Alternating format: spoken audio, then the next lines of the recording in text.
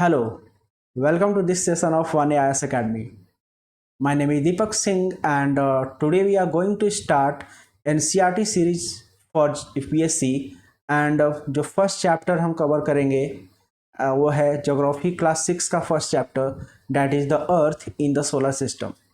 सो अगर आपके पास आपकी ज्योग्राफी की NCERT बुक है then please take out and class के टाइम में आप इम्पॉर्टेंट पॉइंट्स को मार्क कर सकते हो, या फिर आपको लगता है कि ये चीज़ इम्पॉर्टेंट है बुक में नहीं है तो आप बुक में ही लिख सकते हो, आपको अलग से नोट्स बनाने की ज़रूरत नहीं है.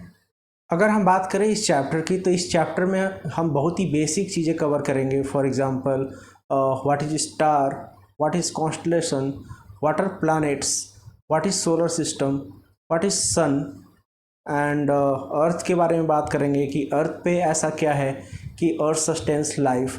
We will talk about moon, we will talk about asteroids, universe, galaxy. If we talk about humans have always been very curious. Humans have always been very fascinated to get to know about outer worlds. Outer world means the things we see in the space. Space में जो भी चीज़ें नज़र आती हैं जैसे कि moon, सन या फिर मेनी स्टार्स, इनको देखकर हमारे मन में बहुत सारे क्वेश्चंस आते हैं. एंड क्वेश्चंस आने का रीज़न है बहुत सारे चेंजेज जो हमारे एटमॉस्फेयर में, जो हमारे स्पेस में होता है. And some of this changes are periodic and some of this changes are non periodic. If you talk about periodic changes जैसे कि दिन से रात होना, रात से दिन होना, एंड जो मून का शेप है ऑन द डेली बेसिस जो चेंज होता है, उसमें चेंज नहीं होता, इट अपीयर्स टू चेंज. तो वो क्यों होता है? तो कहीं ना कहीं इन सब को देखकर हमारे मन में बहुत सारे क्वेश्चंस आते हैं and we need answers. So we study, and जो इन सब के बारे में स्टडी करते हैं they are called astronomers. Now let's talk about night sky. In night sky we can see many stars twinkling, and one prominent object is moon. If we talk about twinkling of moon, this is due to the phenomena called refraction. Refraction is a phenomena in which light travels from one medium to another and due to which it bends and stars हमें twinkling करते हुए नजर आते हैं. अगर हम moon की बात करें तो moon appears to change its shape. If you talk about moon, तो जो मून है उसका जो शेप है वो चेंज होता है ऑन डेली बेसिस. क्या ये एग्जैक्टली में होता है? उसका शेप चेंज कटता है, जुड़ता है, बड़ा हो जाता है, फिर गायब हो जाता है. क्या ड्राइंग की तरह है? तो answer is no. Moon is having no light of its own, it reflects the light of the sun.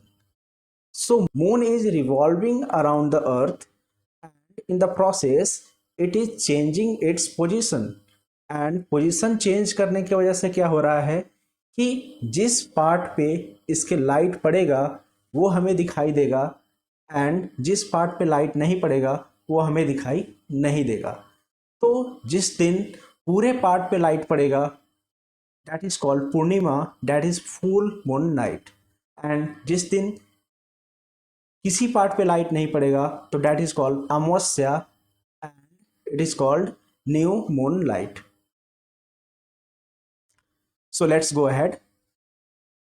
Now let's talk about day time. Day time में जो हमें एक ऑब्जेक्ट दिखाई देता है स्काई में वो है सन, एंड जो बाकी सारे ऑब्जेक्ट्स हैं वो गायब हो जाते हैं. तो व्हाट इज द रीज़न? क्या वो अपने प्लेस से कहीं और चले जाते हैं या वहीं रहते हैं? तो आंसर इज वो वहीं रहते हैं, but the light of sun is so bright कि हम दूसरे ऑब्जेक्ट्स को देख नहीं पाते हैं, क्योंकि जो दूसरे ऑब्जेक्ट्स हैं उनकी लाइट बहुत ही कम होती है because they are very far from us. So we can see many objects in the space like we can see sun, we can see sun, moon, many stars, asteroids, planets,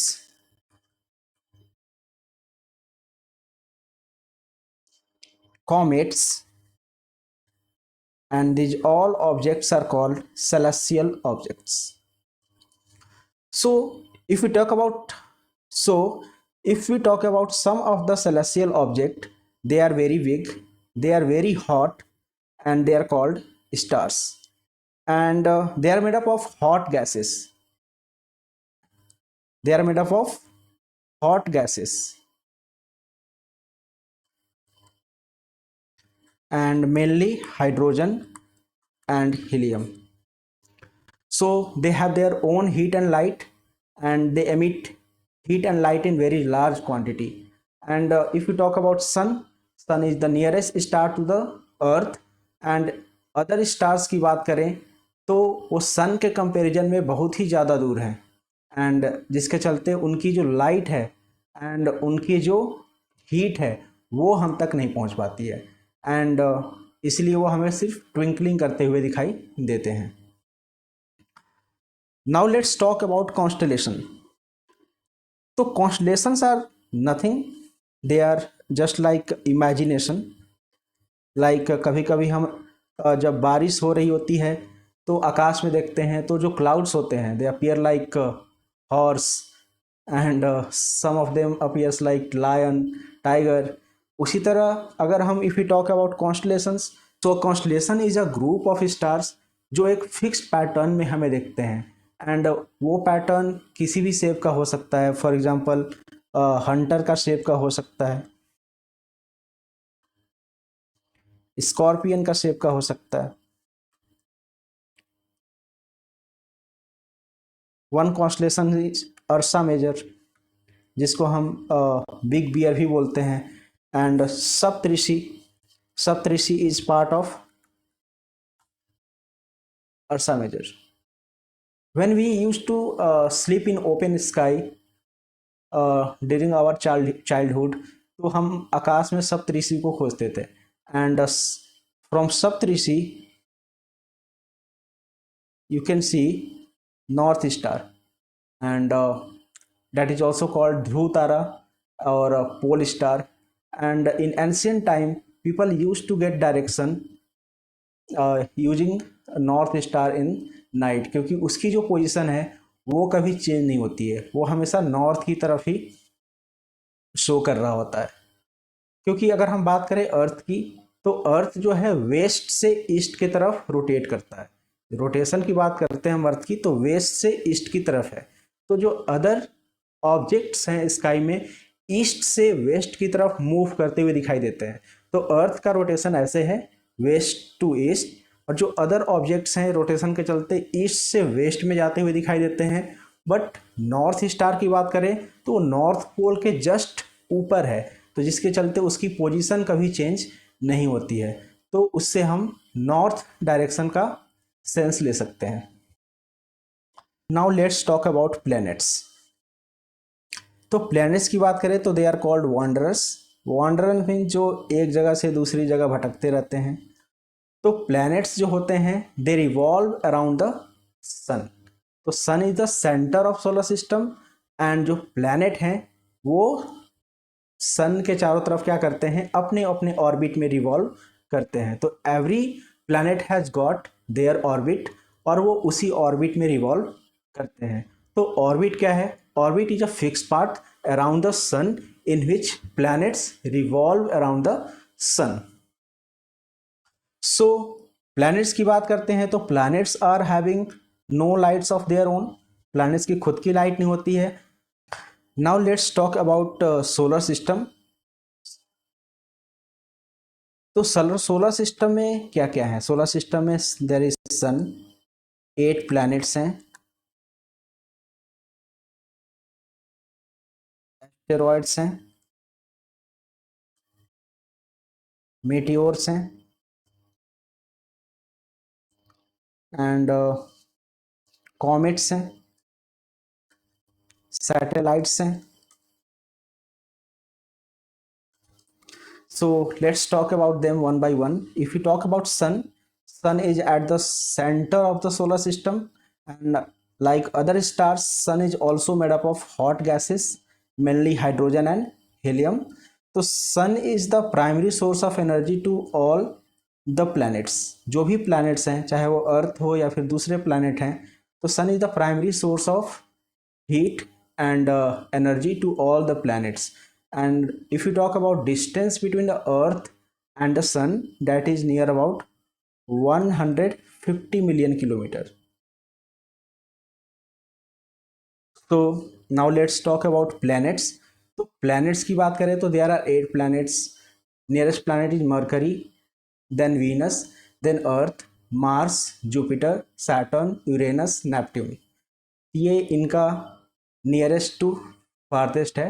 mercury, Venus, Earth, Mars, Jupiter, Saturn, Uranus and Neptune. अगर हम पहले की बात करें 2006 से पहले की, 2006 से पहले की, तो Pluto was also a planet, but कुछ उसकी ऐसी बिहेवियर थी, कुछ उसके ऐसे प्रॉपर्टीज़ थी जिसके चलते उसको प्लैनेट्स की कैटेगरी से हटा दिया जाता है. Now Pluto is a dwarf planet with Ceres and other some dwarf planet.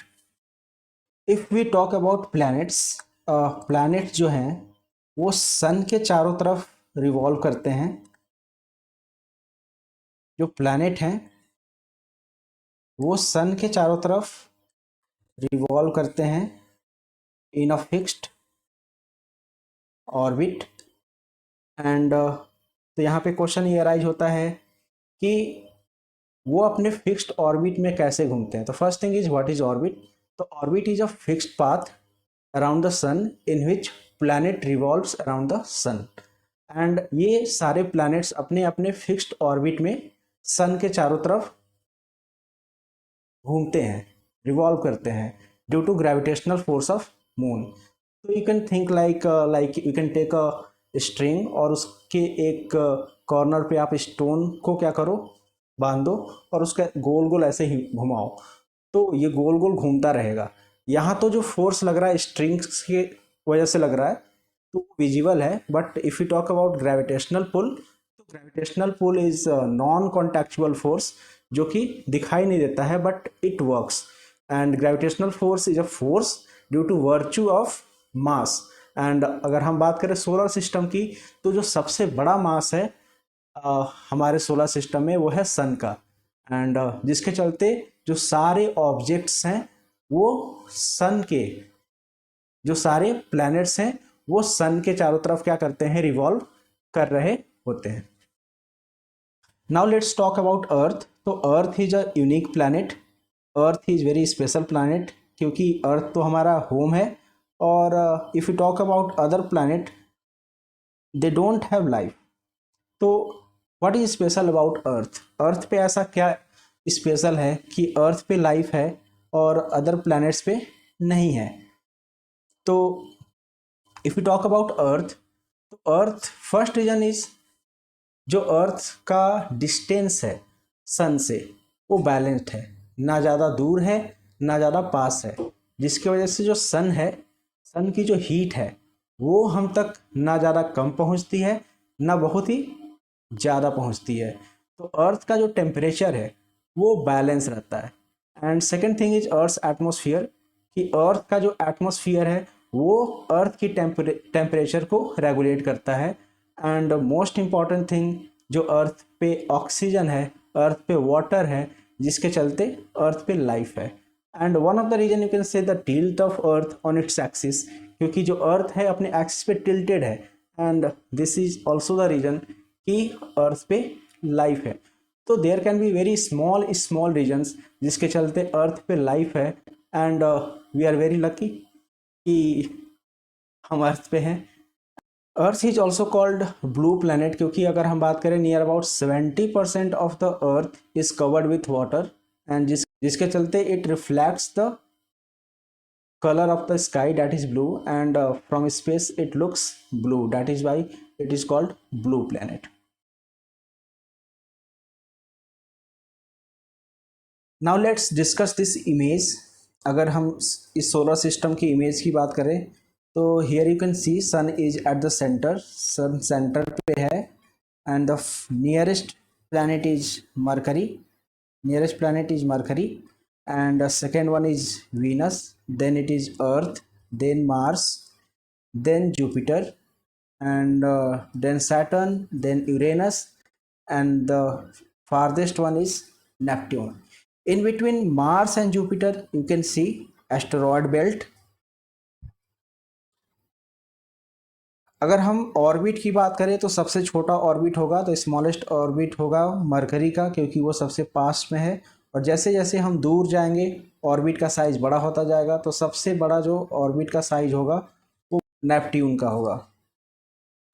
तो सबसे जो रिवॉल्यूशन पीरियड जो होगा सबसे कम होगा वो मरकरी का होगा, डेट इज़ 88 डेज। एंड जो सबसे लंबा रिवॉल्यूशन पीरियड है वो है नेपट्यून का, that is 164 years. If you talk about these first four planets, इनको हम इनर प्लैनेट बोलते हैं एंड दे आर रॉकी, वो रॉकी हैं। अगर हम बात करें last four, they are outer planet और इनको हम बोलते हैं gaseous, they are gaseous planet and they are made up of gas and liquids. But जो फर्स्ट फोर हैं वो रॉकी प्लैनेट्स हैं। इनकी साइज की बात करें तो first four are small and जो लास्ट फोर हैं दे आर जायंट। तो सबसे जो बड़ा है वो है Jupiter, then Saturn, then Uranus, fourth one is Neptune, fifth पे है Earth, then it is Venus, then Mars, then smallest one is Mercury. So अगर हम मार्स की बात करें तो Mars is called red planet and Venus is called twin of the earth, क्योंकि इसका जो शेप और साइज है नियर अबाउट अर्थ के जैसा ही है। बट अगर हम बात करें mercury is nearest but it is not the hottest planet is Venus. Venus hottest planet है, इसका रीजन है, एक रीजन ये है कि इसके जो एटमॉस्फेयर है कार्बन डाइऑक्साइड का जो क्वांटिटी है वो बहुत ही ज़्यादा है, जिसके चलते it is hottest. And mercury की बात करें तो mercury does not have atmosphere, तो ये दिन में बहुत ही ज़्यादा गर्म होता है एंड रात में बहुत ही ज़्यादा ठंडा हो जाता है due to lack of atmosphere. If we talk about rotation period, तो जो आउटर प्लैनेट्स हैं उनका जो रोटेशन का स्पीड है वो फास्ट है। तो फास्टेस्ट जो रोटेशन का स्पीड है वो है जुपिटर का। एंड अर्थ की बात करें तो अर्थ की रोटेशन इसका जो टाइम पीरियड है वो है 24 hours. If you talk about satellites, Venus and Mercury have no satellites. Earth का नेचुरल सैटेलाइट 1 है एंड मार्स के 2 हैं। Now let's talk about earth's only natural satellite, that is moon. तो first let's talk about satellites. Satellites क्या होते हैं? तो satellites are the celestial object which revolves around the planets. जैसे कि प्लैनेट्स मूव करते हैं सन के चारों तरफ, जो सैटेलाइट्स हैं वो प्लैनेट्स के चारों तरफ रिवॉल्व करते हैं। अगर हम मून की बात करें तो moon is natural satellite of the earth and it's distance is 3,84,000 kilometre from the earth. अगर हम इसके साइज की बात करें तो its diameter is 1/4, that is 1/4 of Earth. One more thing you need to know about moon, that is हम जो है मून का हमेशा एक ही साइड देखते हैं। We don't see the backward side of the moon because अगर हम बात करें इसके रिवॉल्यूशन और रोटेशन पीरियड की, वो दोनों सेम है, that is near about 27 days। इसीलिए अर्थ के सामने मून का एक ही पार्ट हमेशा रहता है और इसीलिए हम इसका दूसरे पार्ट को नहीं देख पाते हैं। एंड इसके सरफेस की अगर बात करें तो इस surface is full of craters, there are plains also and there are high mountains also, so it is highly uneven and craters can be the result of bombarding of meteoroids. And अगर हम moon के atmosphere की बात करें तो moon का atmosphere नहीं है एंड ड्यू टू डैट वहाँ पे हम साउंड नहीं सुन सकते। साउंड को ट्रैवल करने के लिए मीडियम की जरूरत पड़ती है and in the absence of atmosphere we can not hear sound. And अगर हम बात करें टेम्परेचर की तो मून का टेम्परेचर डे टाइम में बहुत ही ज़्यादा हो जाता है और नाइट टाइम में बहुत ही कम हो जाता है due to lack of atmosphere. और अगर हम ह्यूमन मेड सैटेलाइट्स की बात करें तो they are artificial, they are also called artificial satellites because they are not natural, they are human made. और उनको रॉकेट के थ्रू लॉन्च किया जाता है एंड रॉकेट कुछ डिस्टेंस पे जाके जो सैटेलाइट है उसे डिटैच होकर फिर से वापस अर्थ पे गिर जाता है एंड जो मेन सैटेलाइट है वो अर्थ के ऑर्बिट में जाके अर्थ के चारों तरफ रिवॉल्व करता है। एंड इनका जो यूज हो सकता है वो कम्युनिकेशन में यूज हो सकता है। फॉर एग्जांपल अगर हम मोबाइल्स की बात करें, मोबाइल फ़ोन में जो कम्युनिकेशन होता है, या फिर टीवी की बात करें, या फिर एटीएम की बात कर ले हम, उनमें यूज होता है। वेदर फोरकास्टिंग में इनका यूज होता है। तो या फिर जीपीएस की बात कर ले, उसमें होता है यूज इनका। Now let's talk about asteroids. अगर हम एस्टेरॉइड्स की बात करें तो they are present in between Mars and Jupiter. Mars और जुपिटर के बीच में है वो। एंड ऐसा लगता है कि जैसे कि वो वहाँ पहले कोई एक प्लैनेट हुआ करता था, but it explode somehow and उसी का डेब्रिस कुछ बड़े रॉक्स हैं and there are some small rocks, और they also revolve around the sun in the fixed orbit. If you talk about meteorites, तो मीटियोराइट्स आर स्मॉल रॉक्स जो कि सन के चारों तरफ क्या करते हैं, रिवॉल्व करते हैं, but somehow they enter into earth atmosphere. और जब वो अर्थ के एटमॉस्फेयर में एंटर करेंगे तो वो बर्न होंगे ड्यू टू फ्रिक्शन। तो फ्रिक्शन जो होता है किसी भी ऑब्जेक्ट के जो मोशन होता है, जो स्पीड होता है, उसको क्या करता है, कम करता है। और इन द प्रोसेस जो मेटेराइट्स होंगे वो बर्न हो जाएंगे। बट देयर आर सम मेटेराइट्स जो बर्न नहीं होते हैं कम्प्लीटली, और वो अर्थ के सरफेस के ऊपर गिरते हैं। एंड उनसे अगर किसी ऐसे एरिया में गिरते हैं जहाँ पे ह्यूमन सेटलमेंट है, तो it can take a lot of life also, क्योंकि वहाँ पे बहुत ही ज़्यादा एक्सप्लोजन होगा। Now let's talk about galaxies. अगर हम गैलेक्सीज की बात करें तो we are part of Milky Way galaxy, जिसको हम हिंदी में बोलते हैं आकाश गंगा। एंड इसका जो शेप है वो स्पाइरल शेप्ड है। एंड गैलेक्सी कैसे फॉर्म होता है, तो गैलेक्सी फॉर्म होता है बहुत सारे स्टार्स से। बिलियंस ऑफ स्टार्स मिलके क्या बनाते हैं, गैलेक्सी। तो a galaxy is a system of billions of stars. So आप सोच सकते हो कि एक सोलर सिस्टम इतना बड़ा है, तो बिलियंस ऑफ स्टार मिलके गैलेक्सी को बना रहे हैं, तो एक गैलेक्सी कितना बड़ा होगा। And millions of Galaxy come together and form a universe, and we don't know कि ये यूनिवर्स कितना बड़ा है कितना छोटा है, because we don't have that type of technology.